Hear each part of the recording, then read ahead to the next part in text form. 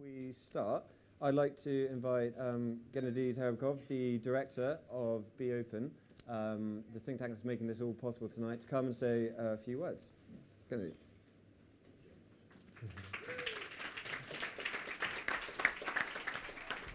Honestly speaking, I want to welcome you on behalf of Elena Baturina, the founder of Be Open. The Be Open Foundation, which is organized with Wyatt today, our meeting. So what I want to say that really the Be Open Foundation was set up to foster creativity and innovation, to promote people and ideas today to build solutions for tomorrow. And today in London, our foundation has launched a year-long program to research five senses, which is leading us closer to the most mysterious and the most interesting sense, intuition. We really believe that intuitive design is a synthesis of sensory technology. And as London is the capital of 20th century avant-garde music, we decided that London will host the first step, sound. Then we're going to continue this research, and the next step will be Milan, where we're going to research the design of sense, taste. And then on the open global roadmap, there will be other stopping points where we shall research other senses. And really, we're really very happy to find like-minded people in Wyatt, in Chelsea College of Art, whose students will continue the research of sound, because the Open Sound Portal, this installation, which was like an arrow of our presentation here in London, will move to the Chelsea College of Art after its residency here. And just I hope that very soon we shall hear for much more interesting things. I mean, for experts' opinions about the design of sense. Thank you. Thank you, Gennady.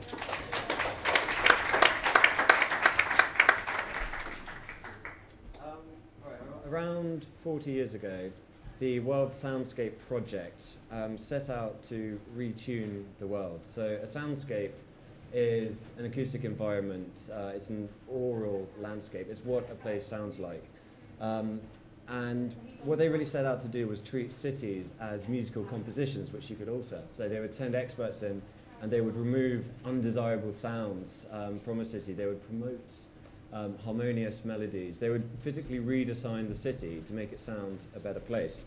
And they do this city by city until they redesigned the world to be a better sounding place. So the project started in Vancouver, it spread to Germany, Italy, Sweden, Scotland, and it's incredibly ambitious, if a little totalitarian, but it didn't get any further than the research. And there is a double CD you can buy of recorded traffic jams, which is available on Amazon today. But that was 40 years ago. Wired, we recently published an article on how to use sound to brand a physical space like a retail environment. We spoke to this company, Music Concierge, which is a bespoke music consultancy, and it works with people like Mulberry, the Connaught Hotel, to create an emotional connection between a customer and a brand. Their idea is that sound bypasses the head, it goes straight to the heart, and crucially, it gets people to spend a lot more money. It seems like we've stopped thinking about sound, or we've stopped thinking so ambitiously about sound as we did 40 years ago with the World Landscape Project. And I think, yeah, we know it's important, but we're using it to sell people things. We're using it, the US military is using sound to build weapons to take people out. We're not using it to make the world a better place. And part of what Be Open sounds about is reintroducing sound into design to make the world a better place. You can see that at the Be Open, the sound portal in Trafalgar Square, which I definitely recommend going. It transports you into whale song and all these amazing things. And this panel is part of that. We're trying to put sound back into design by speaking to interesting people working in different feelings and really push it back sort of up the agenda. And we have a panel which is as eclectic as it is expert, who I think are going to say some really interesting things. I'm really looking forward to hearing them. First up is Tom Dixon. Tom is probably the busiest man in London this week with London Design Festival, so we're very happy to have him. He's a wonderful, very influential designer, whether it's furniture or lighting. He's also founded a think tank where designers get together and share ideas. And so maybe we'll hear some of those ideas from Tom. Tom. Thank you. Am I supposed to stand up? Would you like to? You can do it. Okay. Right. Okay. So I've got an admission to make. I got very confused and I got misbriefed. So I'm not going to talk to you about sound particularly, because this is what I thought I was supposed to talk about. How do you feel a more developed and detailed understanding of our senses might inform design processes and result in more innovative design? So that was my brief, and I had to dig really, really deep to find something which really did incorporate several senses. I guess that's a lesson for me anyway, because I'm probably only using one or two, like sight and touch probably at the moment.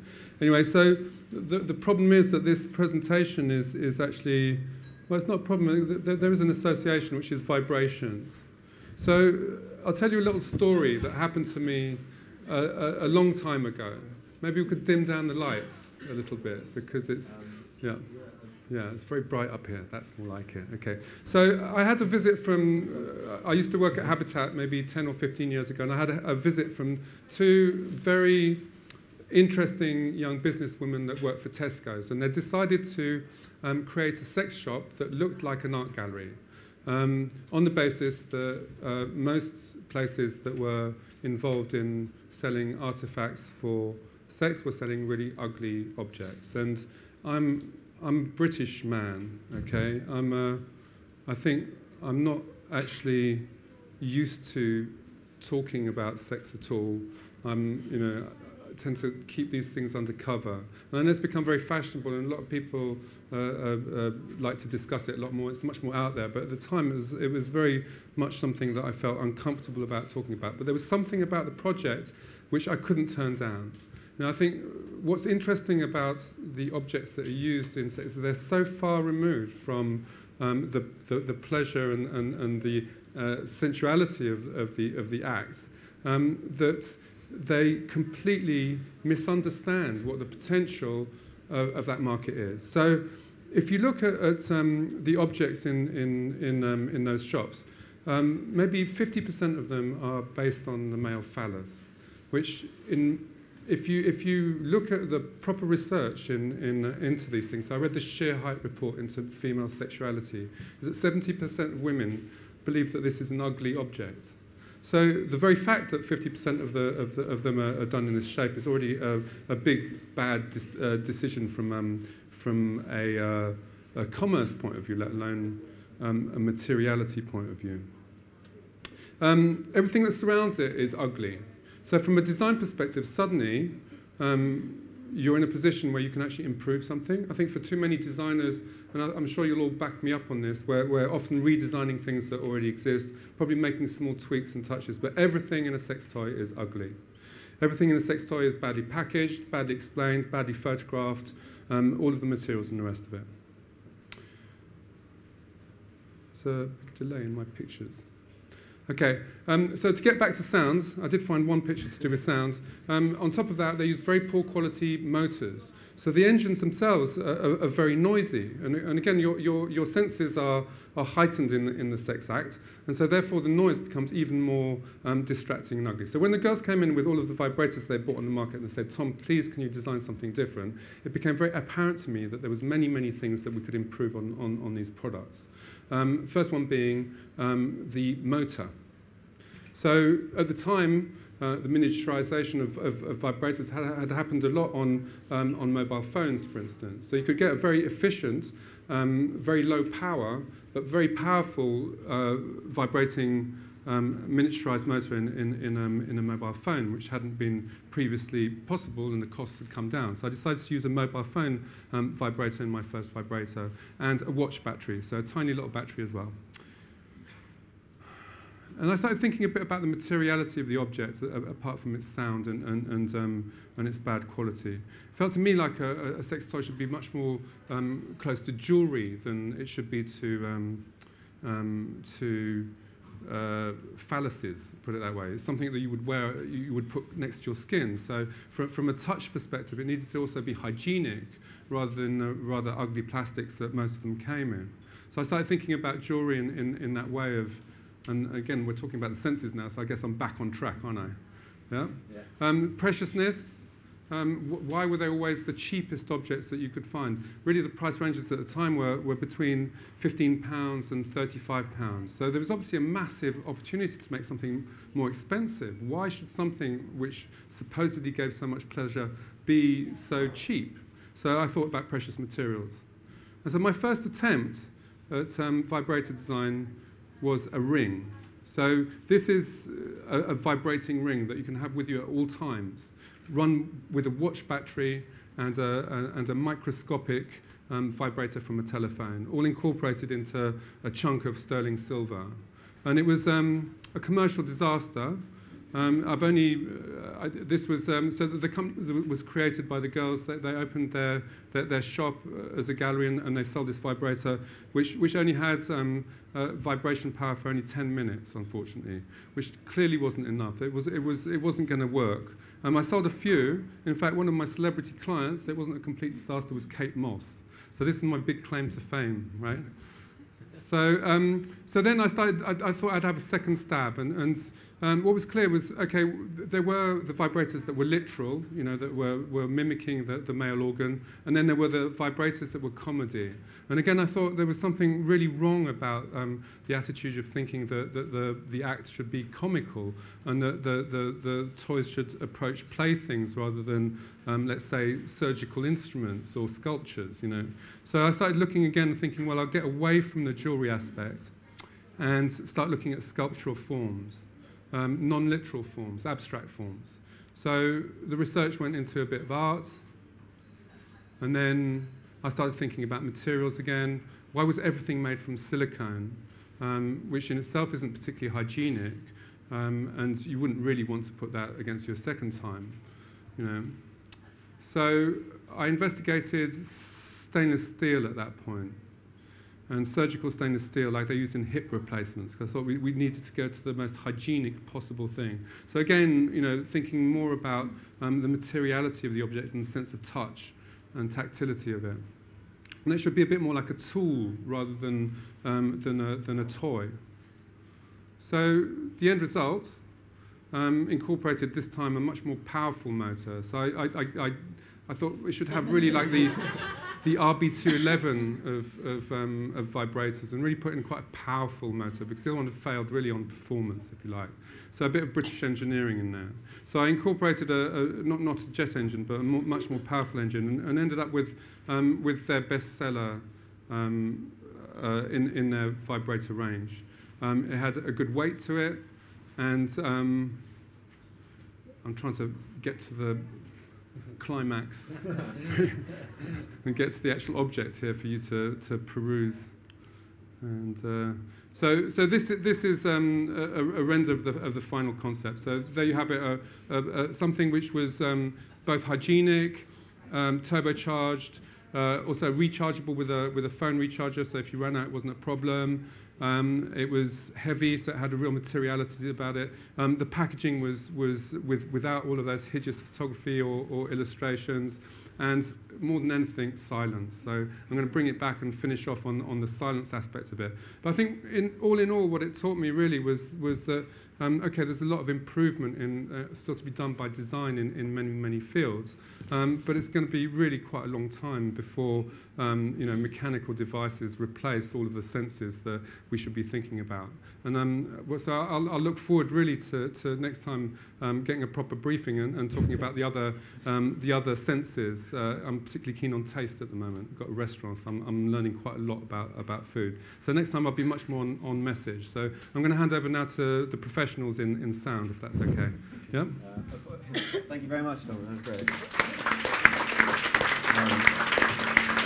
I apologise for the briefing wholeheartedly and unreservedly, so sorry about that, but that was great. Great, our next speaker is Lauren Stewart. Lauren created the Mind, Music and Brain course at Goldsmiths University. She spent her career in neuroscience, researching there, and she's going to tell us a bit about what happens to sound when the brain gets hold of it. Lauren. Thank you very much. So I'm going to just say a few words about the act of listening, and my specialty is thinking about how we deal with musical sound in particular. I think the first point I'd like to convince you of is that listening to music and complex sound like speech and environmental sounds is an extremely active process, and it requires the brain to solve many, many problems when you actually have to interpret sound. So if you think about what sound is, it's really a collection of air molecules vibrating at our eardrums. Yet we infer so much more about the sound from this rather noisy signal at our ear. So if you think about what happens if you just listen to a single melody played by a single piece of by a single instrument, your brain has to convert the frequency of vibrations into pitch and the intensity of those vibrations into something to do with loudness. So already that's an extremely complex process, and it's carried out by a number of sort of stations within the brain. So taking sound, obviously a lot of processing going on in the inner ear, and then more complex as you ascend into the brain itself and these different stations. But if you think about what we're normally dealing with, we normally have a very complex soundscape that we have to make sense of.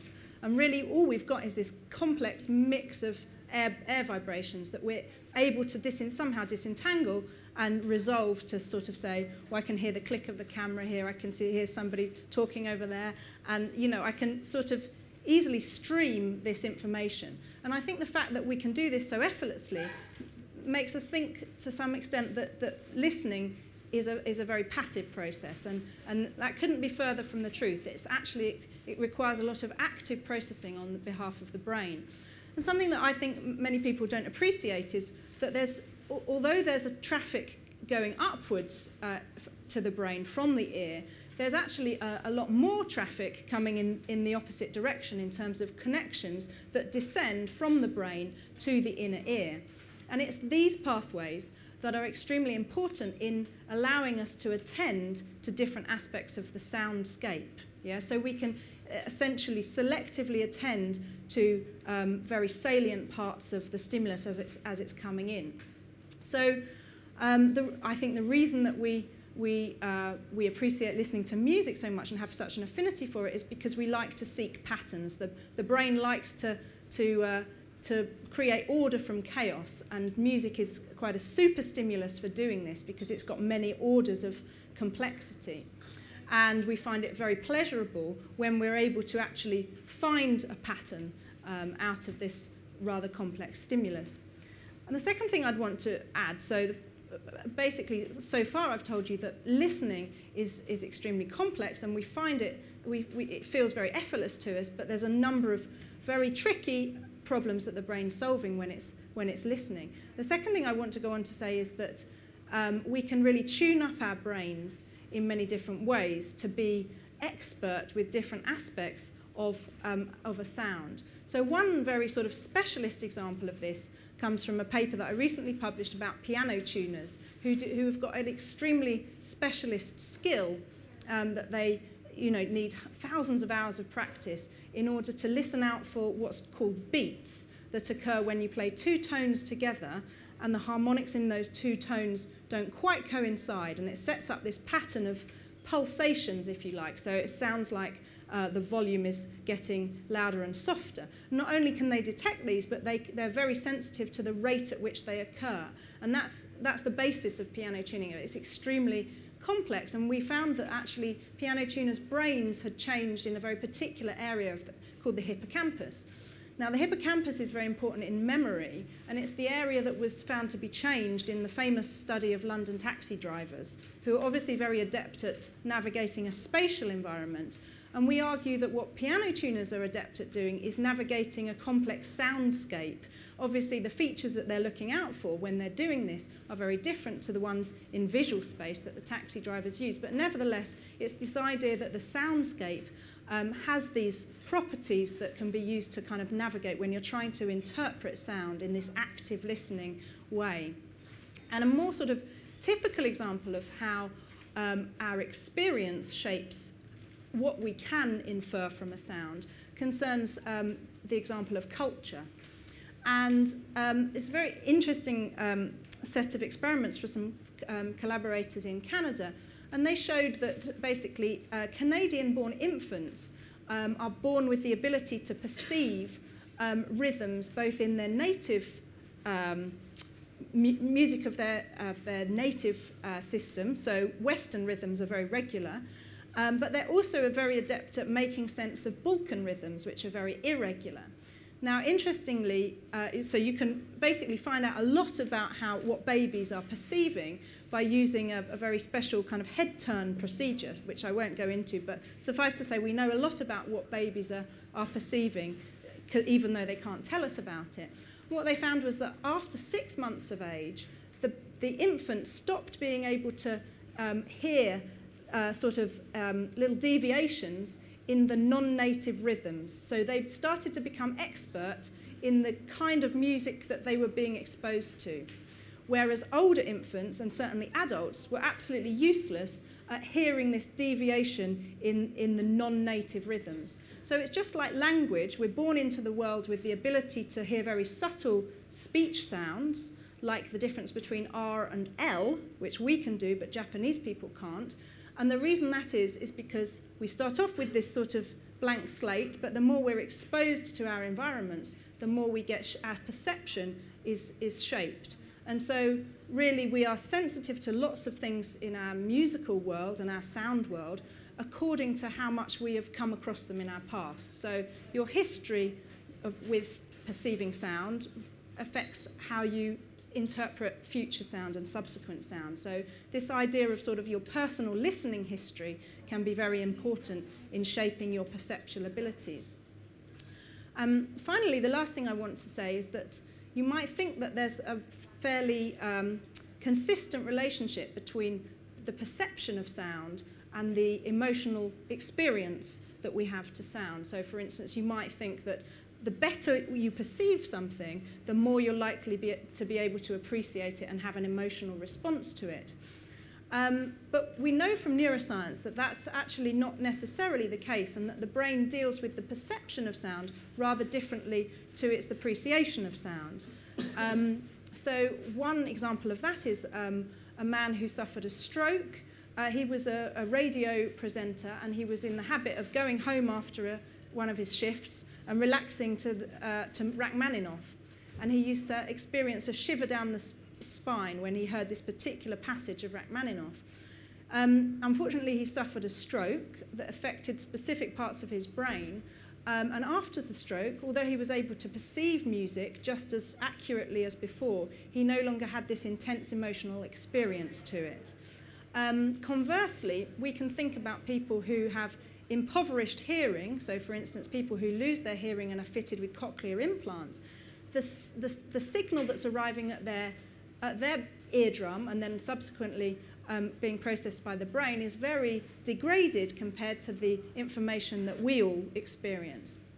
But nevertheless, through a process of exposing themselves to sound environment, they can learn to actually find structure and find meaning and appreciate sound, despite it being a rather sort of noisy and very impoverished signal.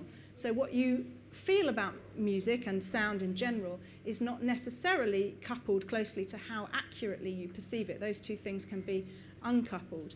And just finally, I would say, in touching on what the lessons might be for people who are thinking about designing sound, I would say that it very much depends on the purpose to which sound is going to be put. But I would say that a few factors to bear in mind would be our basic physiology, so what are our sensory systems designed to cope with. Obviously, you know, there's certain parameters that we can deal with and others that we can't, and certain features of our physiology that make certain sounds pleasing. Many psychological factors to do with our attentional limits and memory capacities that are probably common to all of us. But then also I'd urge people to consider very much the personal and the specific. So your personal listening histories can very much shape how you respond to a particular sound environment. And also the context in which you're listening has an enormous part to play as well. That's all for now. Thank you. Thank you very much, Lauren. So last time I saw our next speaker, he had cooked an entire pig, invited a lot of people around. He fed it to us. He recorded us while we ate it. And then he turned it into an electronica album, and it was really good. Matthew Herbert is probably one of the most original and sophisticated composers and producers working in music today. And he thinks a lot about what sound is and how we might use it in different ways. So, Matthew. Thank you. I'm not used to standing at these things. You can sit down. So, well, I'll start standing and see how I get on. Yeah, I think the interesting thing about sound really is that we've only had sound 100 years, really. We've had the recorded image for 4 million years, or however long we've been painting on caves. But in terms of recorded sound, we've had it 100 years, 120 years. And really, for the majority of that time, we have recorded each other speaking and playing instruments. We haven't really recorded sound. For example, there's nowhere to listen to 1982. Or if you want to listen to Belgium, there's nowhere to go. Or if you're thinking of moving to Bristol and you want to hear what Bristol's high street sounds like on a Saturday night, there's nowhere to go. And so it seems a curious whole, and I think that it's interesting hearing about how complex the act of listening is, because I do think that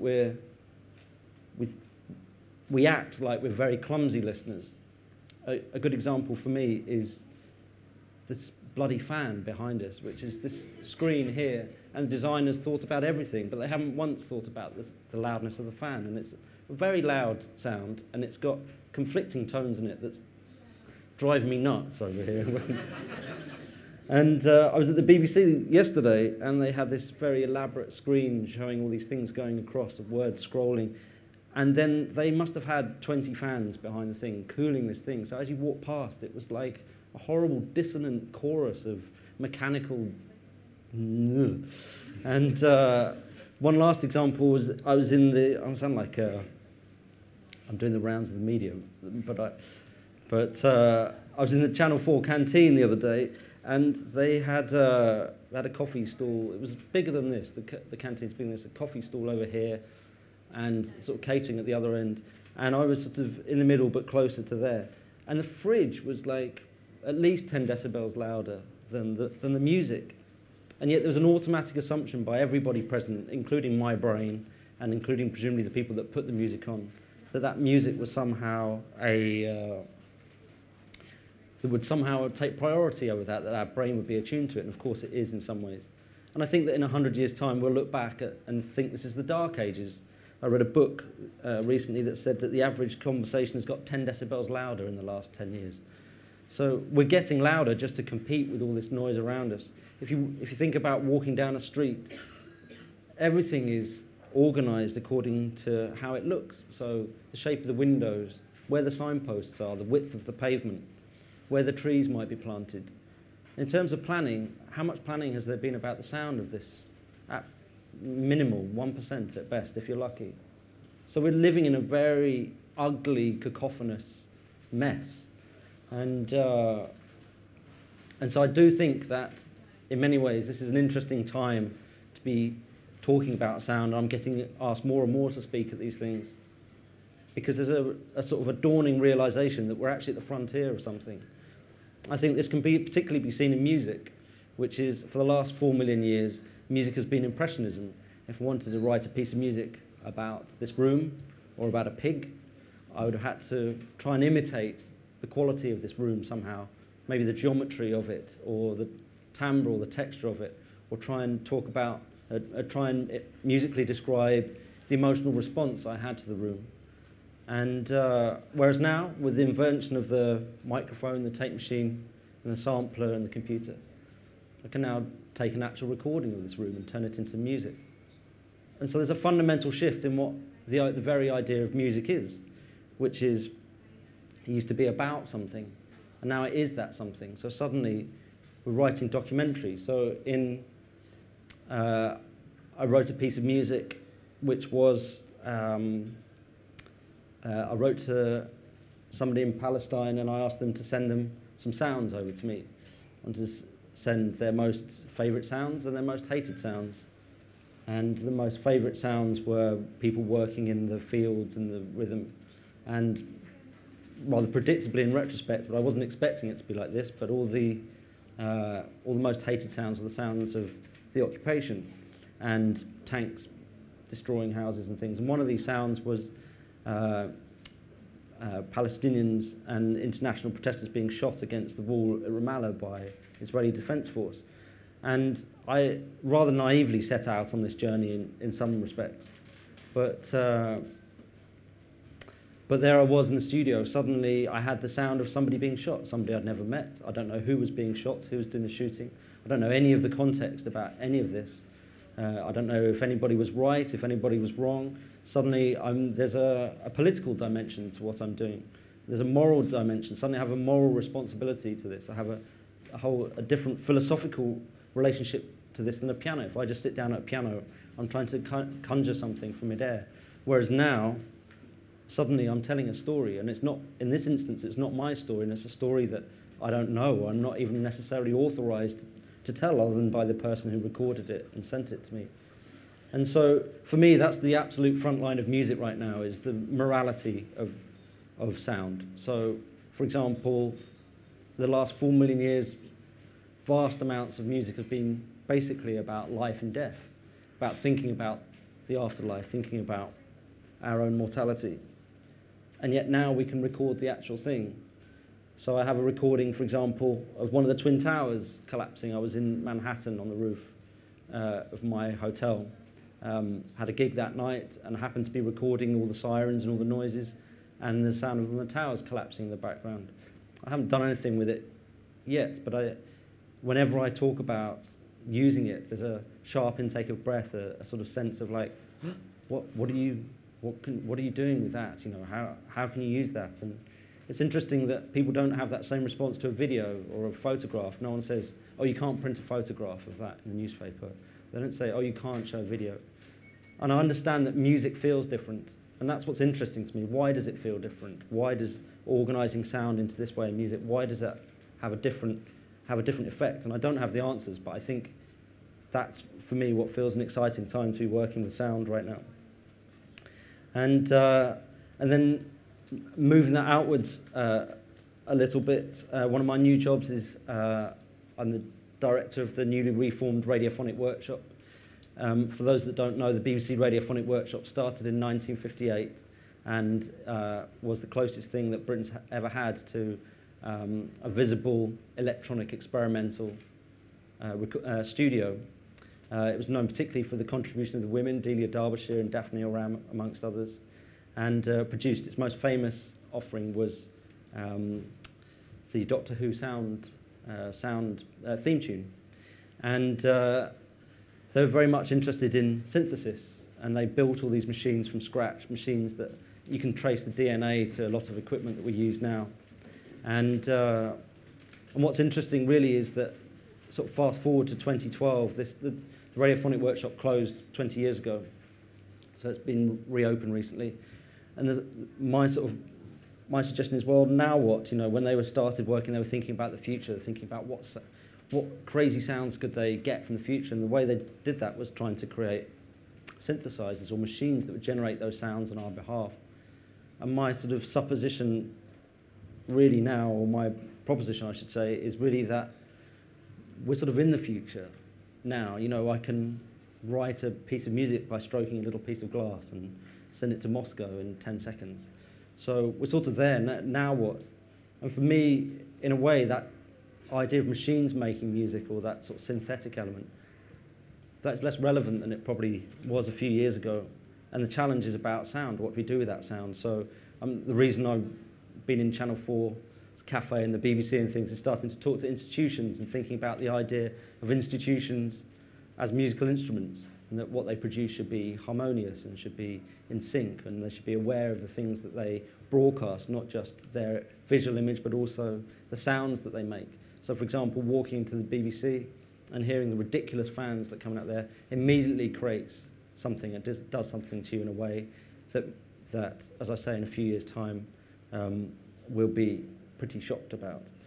And I think, just to finish up, For me, one of the members of the Radiophonic Workshop has invented something which I think is the future of sound, and is a very interesting, from a design point of view, I think is an extremely important and interesting development. And it's a program called Chirp, which there's a possibility that some people might know. It's an iPhone app, but it will be an Android app shortly. And so it's just a little, it's listening, basically, at any point. You can take a picture. At the moment, it's an app for taking photographs and sharing photos, but it's just a way of demonstrating its capacity. But if anybody has this app and they open it, if there's a picture that I previously took, and where's my microphone? So if anybody has that app open, they'd have received that photograph. So it's a way of transmitting data through sound. So if anybody has this app and they also had a microphone, they would just receive that. And what is interesting about this, it goes over what they call dumb networks. So for example, in this instance, I could broadcast it through a PA. So it's not like Bluetooth where I have to form a relationship with you and pair up with you and accept. It's not like email or Twitter where I have to find your handle and locate you. If you can hear it, you can get it. And I think this is revolutionary in design-wise. You can imagine a car pulling up to a petrol station and broadcasting to the pump exactly how much petrol it needs to be put into it. Or you can imagine a broadcaster broadcasting so it's a documentary. It could be backup notes or something. Could come out of the telephone, out of the television with you. So if you happen to be listening with Chirp, you'd receive that. I think that'd be interesting in fiction. You can start to have a different relationship across what are previously blank screens. So for me, it feels like this has just come out in the last 6 weeks, and for me, as I said, it feels like a very good time to be thinking about sound and about sound design, because I think it unlocks the key to the next big revolution in human communications. Thank you.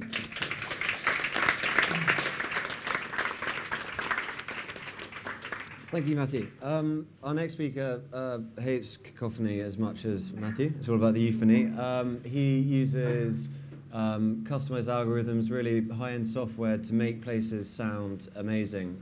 He's the founder of One-to-One Computational Geometry, which advises firms on really complex design problems. He's worked with Arup, Herzog and de Meuron, and his current project, which he'll say a bit about, is this new concert hall in Hamburg, which is an incredible building. And Benjamin's, making it sound good. So, Ben. Thank you. So I'd like to just say a few things about just sound in general, because in the way it relates to architecture. The word sound is the overall term for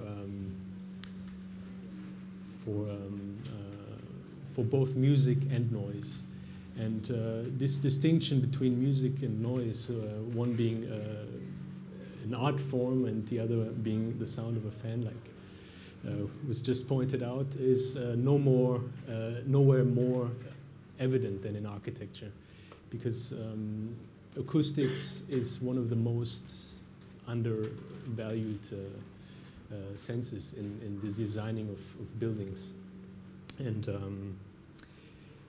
so I've been very lucky to work on a few projects which work on the acoustics of spaces, and our office is essentially working on the realization of the project. So we work a lot with materials and how they affect the acoustics. I can't talk too much about the specifics of the design projects because they're still under construction, but just as a broad idea, it's about the way that sound propagates through the space. When somebody designed this building, I think they had more the visual aspect of the sort of fake wood panels in mind, or the clean roof, and not knowing what kind of effect it has on the acoustics of the space. So what acousticians do a lot in architecture is what's called noise reduction. I think that's kind of, it's a little bit sad that there's not more work being done on creating better spaces rather than just reducing the noise in terms of the sound. So what we are working on is how the geometry affects the kind of sound diffusion of the sound waves that are hit by a wall. So a clean wall has a very bad acoustic properties. The sound waves just hit it like a billiard ball with at the same angle that it hits it, it gets reflected back. So when you look at the back of the building, of the room, there's this more textured wall where this actually diffuses the sound. So the sound waves, which have different wavelengths, and you can actually calculate all of this, hits the surface, and because it's very undulated and very rough, it doesn't get reflected the same way, but it gets scattered around the room, and that's a very favorable property for the performance of music.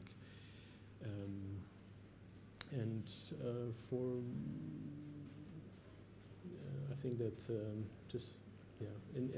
as I said, I can't talk too much about the Hamburg project because I have been asked not to until it's finished, but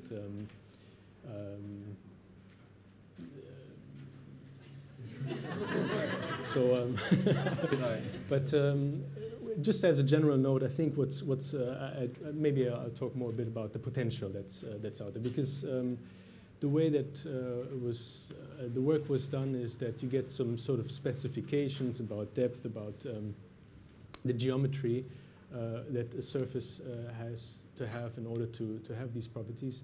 And we actually worked a lot on developing programs which could actually link, and I think that's sort of the most interesting approach.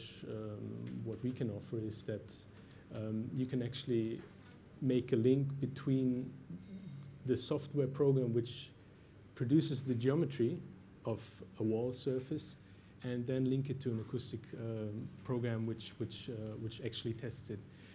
Which at the time when I was working on these projects, the software didn't exist.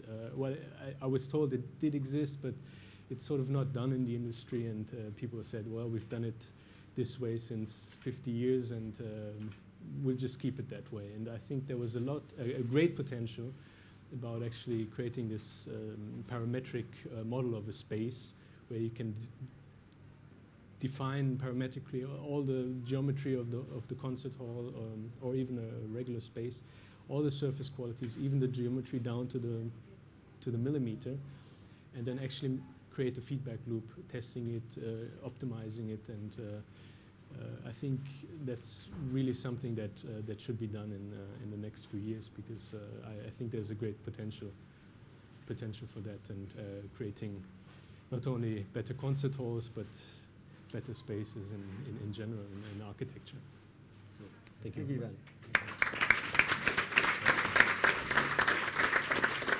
I was definitely not meant to mention the Hamburg Concert Hall, so sorry about that. Our last speaker is Roland Lamb. He is a designer and entrepreneur. He's building a seriously cool new musical instrument, which you will soon read about in the pages of Wired, March issue we're looking at. But the lessons he's learned from building that instrument, he's applying to other products which use sound in exciting new ways. So Roland, yeah, tell us a bit more. Thank you very much, and thank you for having me. It's a pleasure to be here, and events like this are great because you have an opportunity to talk in a very speculative way. So I'm going to offer some speculative remarks about the future of sound, and particularly the future of musical sound. Now, in order to talk about the future of musical sound, one has to ask the question, what is music? And obviously this is a contentious issue about which much has been written. You know, sometimes people think of music as the subset of sound that is pleasant, but we might recognize something that sounds horrible, or that sounds painful, or that sounds difficult, but we still see it as music. So others might say music is the subset which is a kind of intentional use of sound. And I think that gets closer to the truth. But actually, I think what really defines music is sound that allows us to build a bridge between our experience of the internal and the experience of the external. So talking about, we've heard something very scientific about the brain, but in a completely ascientific way. One can notice that the brain is the most plastic thing in the world. It's the thing that is able to most quickly make the most connections and reconnections. And historically, particularly in early stages of technology, it's frustrating to have a plastic brain that's capable of so much and live in a world which is resilient to that plasticity, that you can't change quickly and you can't adjust quickly. And of all of the things within our sensory landscape, the thing which we actually have the most immediate control over and can change the most quickly and easily is sound, which is one reason why music is such an ancient part of the arts and really was quite advanced even in an ancient context. So if music is this thing that allows you to commune from the internal experience of consciousness to a sort of external good that can be shared, then what is the future of music? So we're at this moment in the history of technology where suddenly computers are becoming much faster, they're becoming much smaller, they're becoming much cheaper, and we have all kinds of new sensing technologies as well. So in traditional musical instrument design, there were many limits that were placed on how we could actually make sound. We could make it with wind, we could make it with a string, we could make it with some kind of percussive effect. Obviously, digital music has changed that. And what's defined the history of music has been obviously many economic and social factors and migration, but a key aspect that's defined music has been innovation in musical instruments. So it's difficult to imagine rock and roll without the introduction of the electric guitar, or to imagine contemporary pop music without the introduction of the synthesizer. And so when we look forward into the future of music, partly we're wondering what will be the instruments that will emerge? How will we use these instruments? And because of the changes that have taken place technologically, we can actually imagine a musical future and a future of musical instruments that's much more plastic. So almost anything that you can imagine could be created. And different sounds that previously were yoked to a given physical restraint can now be attached to other physical conditions. So I want to offer 3 criteria for what will make successful instruments in the future. I've been working for the last few years developing new musical instruments. And what I've learned through that process is to make new musical instruments that have a chance of succeeding and being adopted and then actually having an impact in music. They need to meet 3 conditions. Those 3 conditions are that they need to be bandwidth increasing, they need to be physically intuitive, and they need to be archetypally limited. So I'll say a few things about each of those. Bandwidth increasing means that basically right now, in this moment in technology, our brains are really fast, computers are really fast, and often the bandwidth of interaction between our minds and computers is defined by the ways that we physically interact with those computers. So if there's ways that new sensor technologies can increase the bandwidth of interaction, then what that will do for us musically is allow us to actually engage even more with the music in such a way that the listener will hear it. Because part of what we enjoy when we listen to music is hearing the experience of communion or the experience of interaction of a performer. You know, that great music has the reverberations of that experience in the sound itself. And so if we can increase the bandwidth of interaction, we can in some ways increase that experience of communion that a performer might feel, even in a digital context. Secondly, they need to be physically intuitive. So the instruments need to be designed, most of all, around our hands and in relationship to our hands. Because along with our tongues, so much of our brain activity is connected to our hands. And yet, unlike our tongues, our hands are infinitely reprogrammable. We can retrain them and reprogram to do different things, and we can, over years and years and years of practice, refine them. So our hands are a key element in creating a conduit from our minds to sound. And like Kant, for example, said that the hand is a window into the mind, but really the hand is a gateway between the mind and the world. Finally, they need to be archetypally limited. So they need to be connected to certain archetypes of instruments because the bridge between what we know in music and what is new has to be built slowly. And something that is created entirely de novo will be very, very difficult to master or to understand or to develop the culture and habits around that don't exist. And they need to be limited because the experience of communion or the experience of like an intense relationship between a performer, an instrument, and a sound has to be based on fundamental limitations. If you try to build something that can do everything or that can be very easy to use, it will end up doing nothing. So that's my prescription for 3 key criteria for the successful future instruments which will create the future of music. And thank you all very much.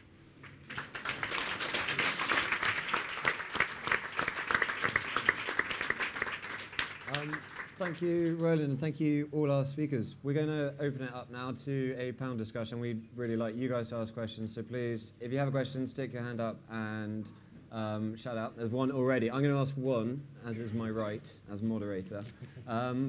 You 5 have never met before, not in a sort of Darren Brown way, this isn't a stooge, but like, do you think that if we're going to make sound more on the agenda, there needs to be more collaboration? So, Tom, let's say next time you come and design something to do with orgasms, will you work with, say, a neuroscientist who understands that science, or is the role of designer separate from research and science? Not at all. No, the designer needs to be conscious of everything from politics to finance to neuroscience and just the evolution of the world in general. So, I mean, I'd really, what feeds design is really this kind of being completely out of my depth in the sound world, So I've already learned quite a lot, about geometries, about how the brain works and the rest of it, and I'm going to be applying it from tomorrow. Don't you worry.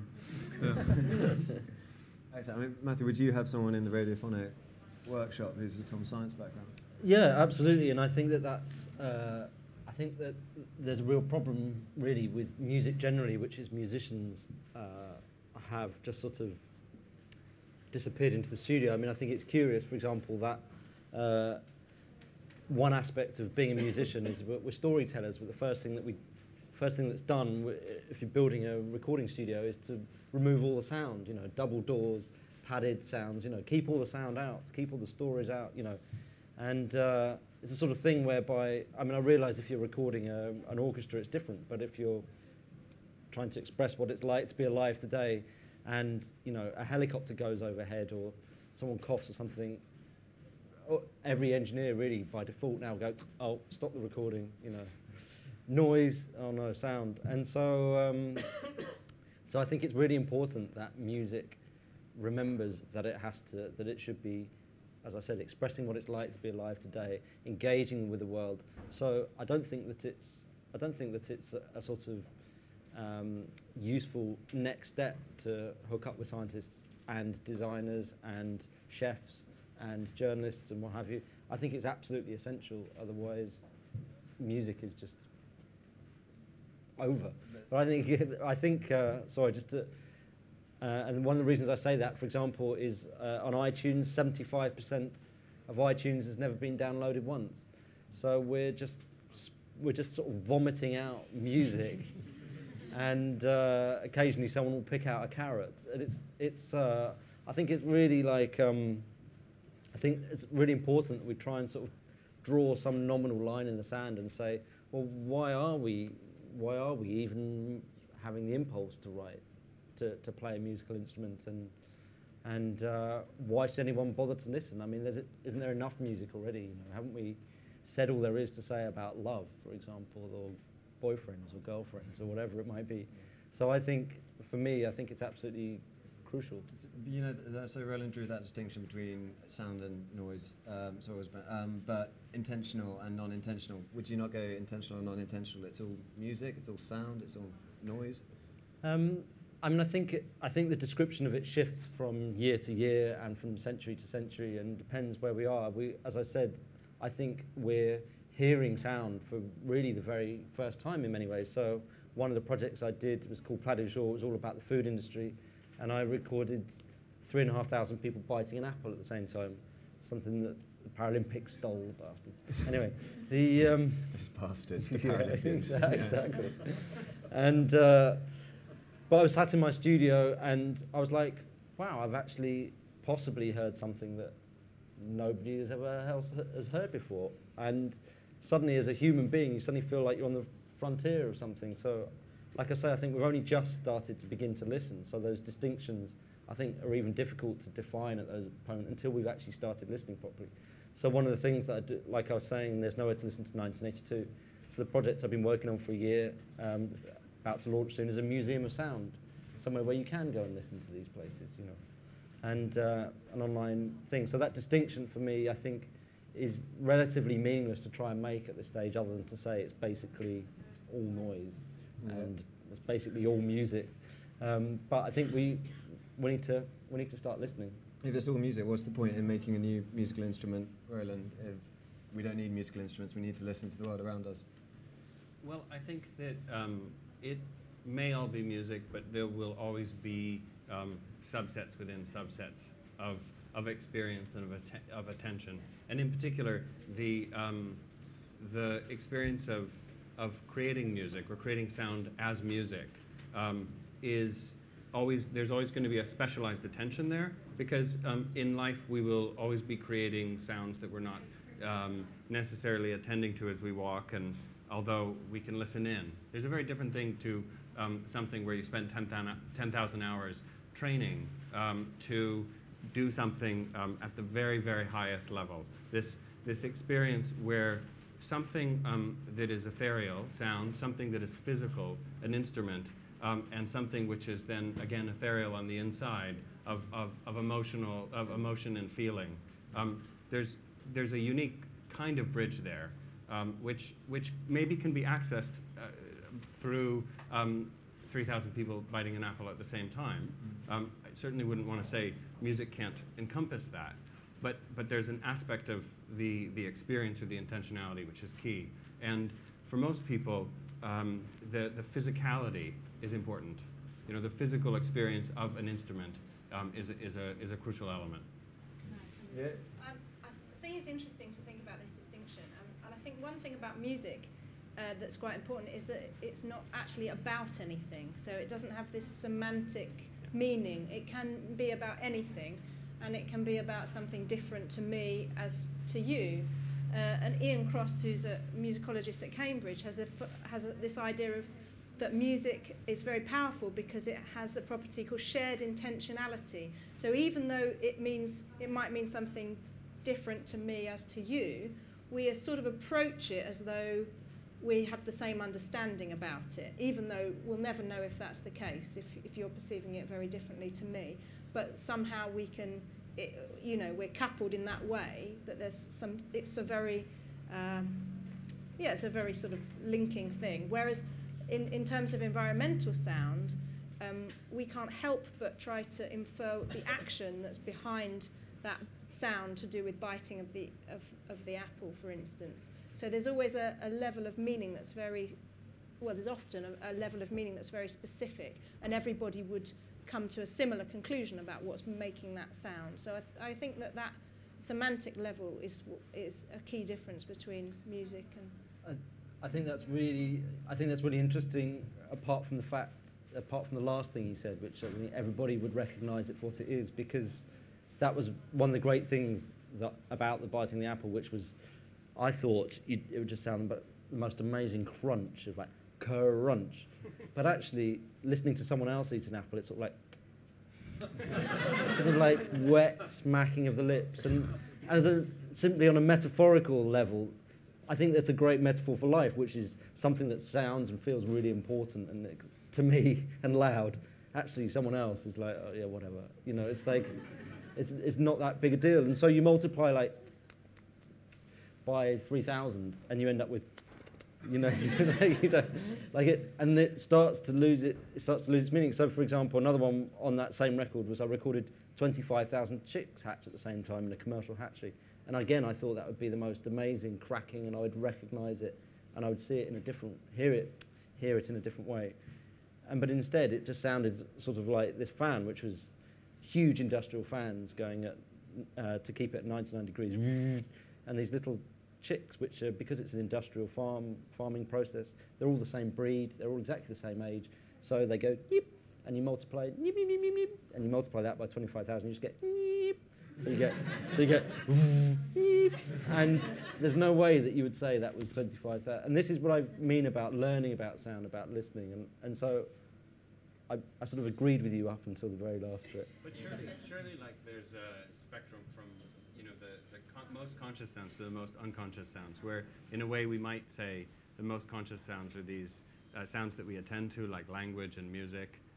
The most sort of unconscious relationship with sound must be happening just at a very deep brain level. For example, people who have hearing aids, one of the biggest problems is just the not being able to actually assess which sound to listen to, or not being able to kind of change the internal volume, which we all do unconsciously. We don't, you know, we can try to tune out the loud fan, but there's lots of other things going on which we're not even hearing because we're listening to one thing. So you have that kind of unconscious interaction with sound.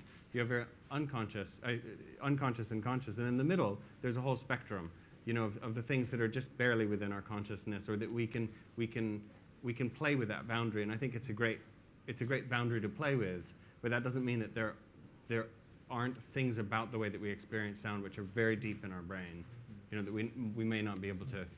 Yeah, I wouldn't disagree. I wouldn't disagree with that.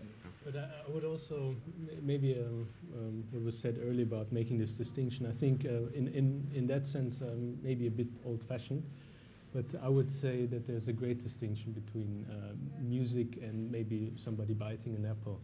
And part of it has to do with maybe trying to explain it more in maybe technical terms, but a note played on an instrument is a very pure note, and to produce that pure note and arrange it in such a way that it harmonizes with the other notes, that's a very great form of art, I would say, which has its all internal logic, its internal rules, and I think it also probably comes from how our body actually reacts to these vibrations, which pure notes essentially are. They're periodic vibrations, and so many organs in our body are based just on that as well. Our brain, our breathing, our. Like Lauren said, but that's sort of true up to a point until you start introducing cultural factors, like with these Canadian bambinos, like so maybe it's a mixture of both rather than something essential, something middle. There's a question out there. Yes, please. Well, if I may, I'd like to try to change the question and take us back to. I found what you all said is so interesting. I also found the opening premise, which was about the open, this project using sound design to change the world, make the world a better place. There's one sort of constituency that's not well represented here this evening, which is the elderly population. 1% of global GDP is the current cost of care for the elderly. I happen to work in design and innovation. I know that fact. I also know that over the next 20 years, that cost is going to treble. Now we know a lot about our senses and the way that our senses can be used to support innovation and improve the world. We know that, for instance, red and yellow are the last colours to go sensorily. We also know that smell is very important. I worked with some innovation projects recently where a product was designed to use smell to help people stay in their homes rather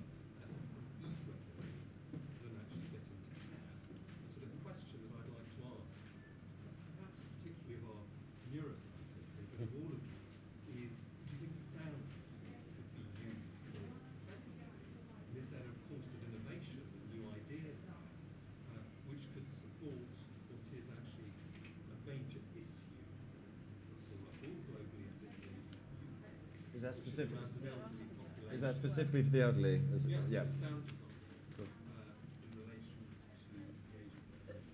Yeah. I think that's your Yeah, field. yeah. It's not exactly, but yeah, I think that it's a very interesting question. Perhaps I can say a little bit about some work I've done. It's not with the aging population, but it's at the opposite end of the extreme with infants. And this is basically thinking about whether, not music in its big complex form, but something very simple, like a regular repeating tone, can be used to help babies coordinate their sucking. And this is a problem that premature infants, is that the biggest problem they have is that they can't coordinate their sucking apparatus well enough to feed. So they don't thrive, and actually the survival rates can be very low just because of this simple failure to feed.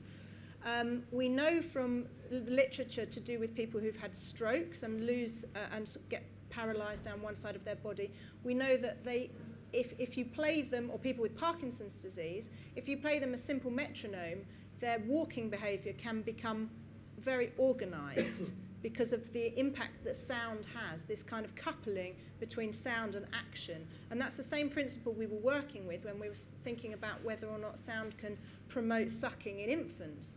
So we've been measuring synchronized sucking to an auditory stimulus in babies with a view to potentially using it in premature infants. So that's just one example of sort of a more therapeutic angle in which we can take sound. But this is the whole field of music therapy, which, yeah, I mean, there's many innovations, actually, that I could point you in the direction of some literature that could be of interest to you. Thank you. Yeah. Yeah, I have Do you want a yeah, sorry, can we get a microphone first, because last time it didn't really work.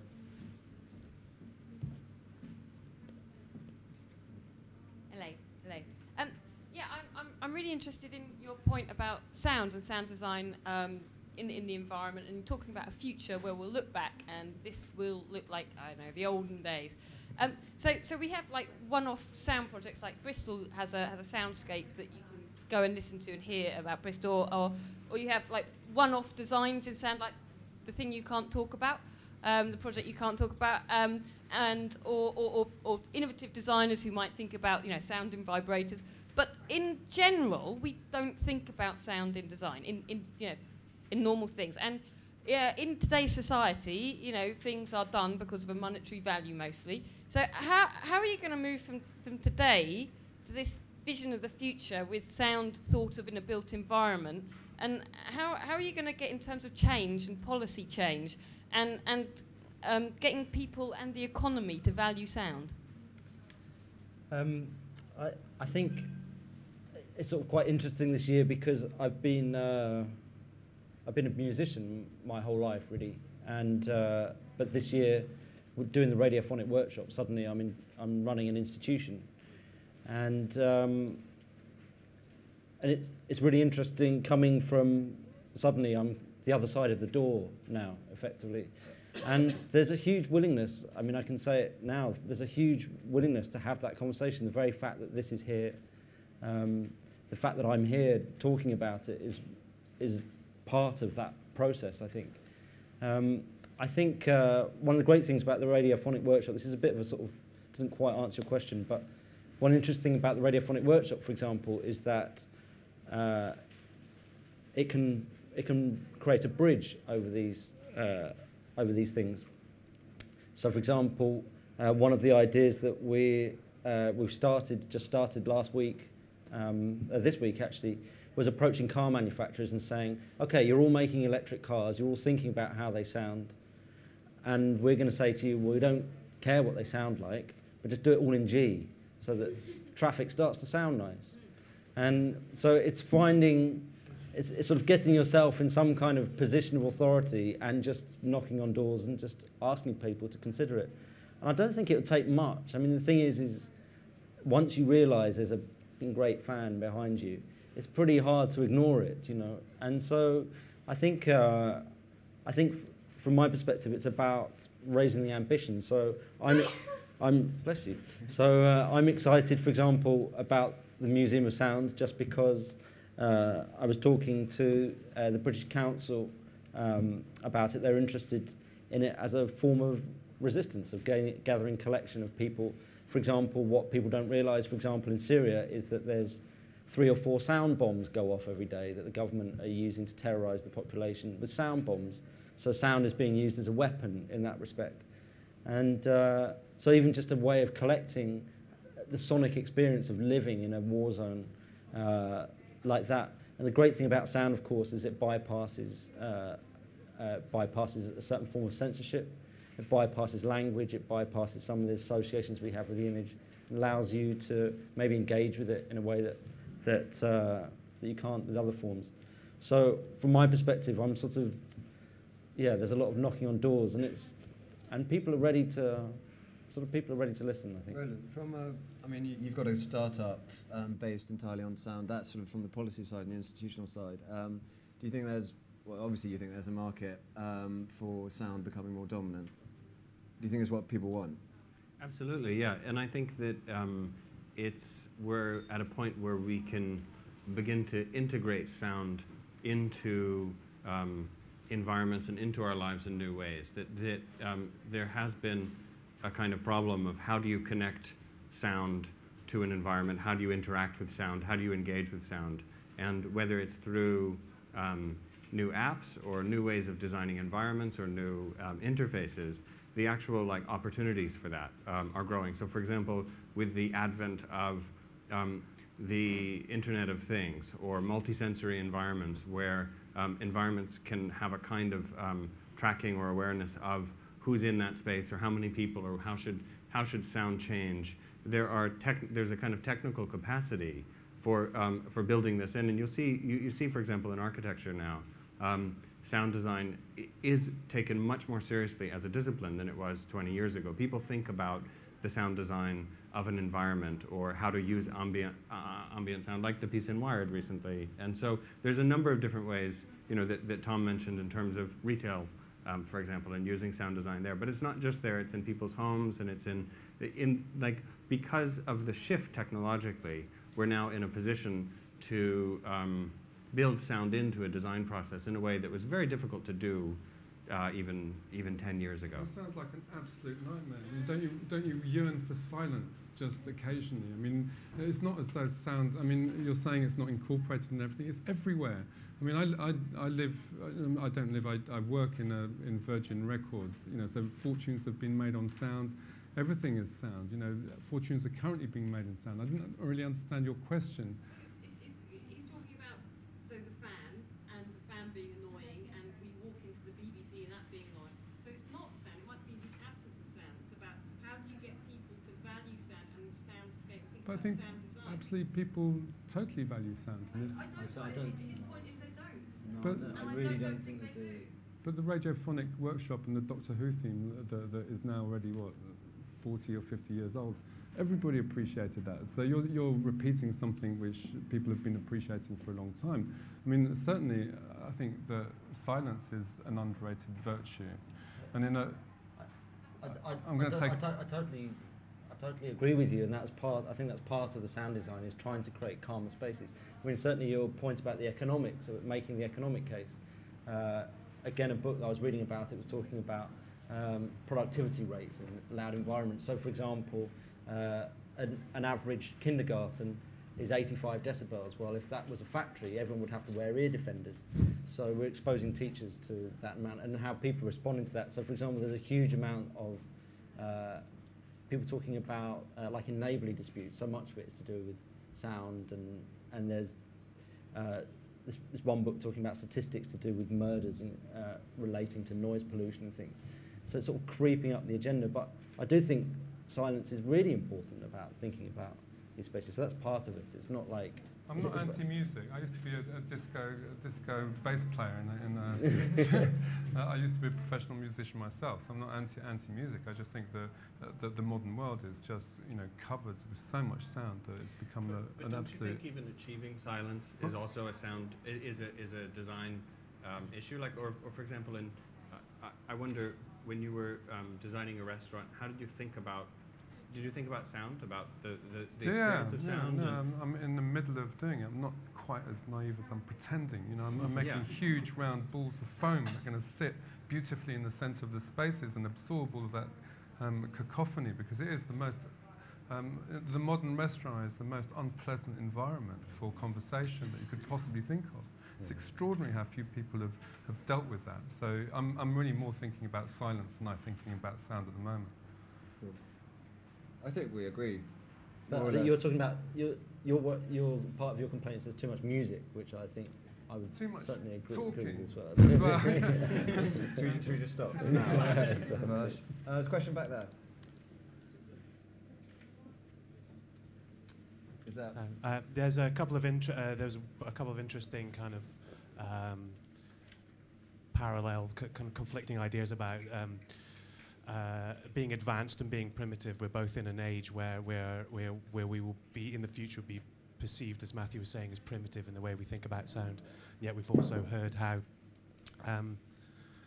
in primitive civilizations sound was itself advanced. So then it's a very interesting thing there, which highlights a couple of things, highlights an important fact about music. But another kind of split I've noticed in the discussion is between the intentional and what I would like to kind of comment on about is the unintentional. And as charming as the idea of all cars in G, part of the kind of joy of sound is its surprise and its unintentional nature. The thing that when a sound comes to us, perhaps it is most evocative when we're least expecting it. And also in terms of musical instruments, Roland, your namesake company, the Roland and the 303, which was created as instead of an evolution from the drum machine, so it was a bass machine. It was completely useless. Sorry, what's the question? We have to hurry along. Yeah, I was just wanting to talk about how can you factor in unintentional into making a musical instrument and into governing sound. Everyone want that? Sure. Well, just my shout out from Critical Studies is I don't think it's a question of primitive or advanced, and that the way that people actually think sound may have had a bigger place in exclusively oral cultures of the past than it did today. But in terms of the unintentional sound, it's not me.